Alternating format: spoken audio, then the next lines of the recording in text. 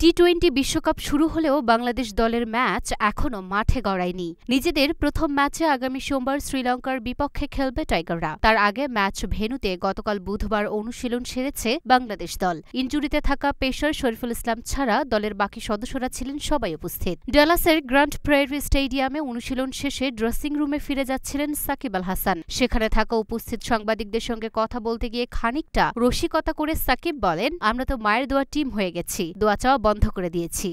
মূলত বাংলাদেশ দলের দোয়া চাওয়ার একটি ভিডিও সামাজিক যোগাযোগ মাধ্যমে বেশ পরিচিত। বিশেষ করে শেখ মেহেদীর এক ইন্টারভিউতে বারবার দোয়া চাওয়ার বিষয়টি নিয়ে ভক্ত সমর্থকদের হাসাহাসির শেষ নেই। বিশ্বকাপের আগে বাংলাদেশ জাতীয় দলের পরিস্থিতি অবশ্য খুব একটা সুখকর নয়। দলের টপ অর্ডারের ৩ নির্ভরযোগ্য তারকা লিটন দাস, সৌম্য সরকার এবং অধিনায়ক নাজমুল হোসেন শান্ত তিনজনেই আছেন অফ ফর্মে। আবার পেসার শরীফুল ইসলামের খেলা নিয়েও আছে প্রশ্ন। এমনকি সাকিব আল হাসান নিজেও ভুগছেন তার ব্যাটিং নিয়ে। প্রস্তুতি ম্যাচে বোলিং পারফরম্যান্সটাও নিশ্চয়ই নিজের কাছে ভালো লাগেনি সাকিবের। এমন অবস্থা নিয়েই আগামী ৮ তারিখ ভোরে শ্রীলঙ্কার বিপক্ষে মাঠে নামবে টাইগাররা। বিশ্বকাপে ডি গ্রুপে বাংলাদেশ এরপর খেলবে দক্ষিণ আফ্রিকা, নেদারল্যান্ডস এবং নেপালের বিপক্ষে।